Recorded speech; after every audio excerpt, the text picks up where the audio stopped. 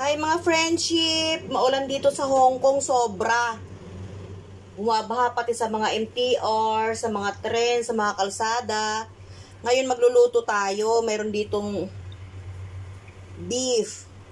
Ayan, meron tayong cube na beef at saka Chinese cabbage, saka maliit na patatas. Ayan, maglalaga tayo. Nilagang baka. Ayan ang ating sangkap. Maliit lang yan na patatas kasi wala namang iba. Magkasabaw-sabaw tayo ngayon mga best friend ha. Kakain tayo. Kaya na ko pang umaga pinalambot yan pagising ko. Malambot na siguro. Ilang hiwa. Ilagay na natin ang ating sangkap. Ayan mga best friend, ang ating baka. Lagyan natin ang ating patatas. Mamaya na yung ating Chinese cabbage. Palambutin muna natin yan. Ito yung ating Chinese cabbage. Mamaya na. Tingnan natin. Malambot na yan, oh. May ilang hiwa.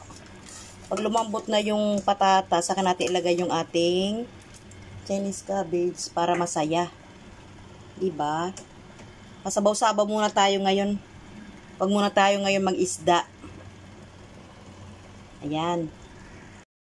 Tapos ihulog natin ating beef cube. Para sama-sama diyan lumasa. Kasi ilang piraso lang yun. Ayan, oh. Baka. Sarap niya, may taba-taba. Malambot na yan. Ayan, oh. Ilang hiwa lang.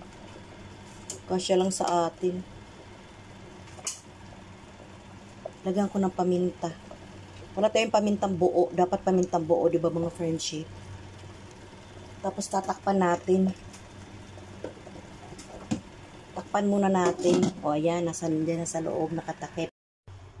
Ayan ang ating labig na kanin. Tamang-tama sa ating nilaga. Ang dami sa rice cooker. Kagabi yan itira. Sinadya ko talaga magtira ng bahaw. Masarap kasi pag mainit ang sabaw. Tapos isabaw dyan sa bahaw. Tamang-tama baka na nilaga. Ang ating ulam, mga friendship.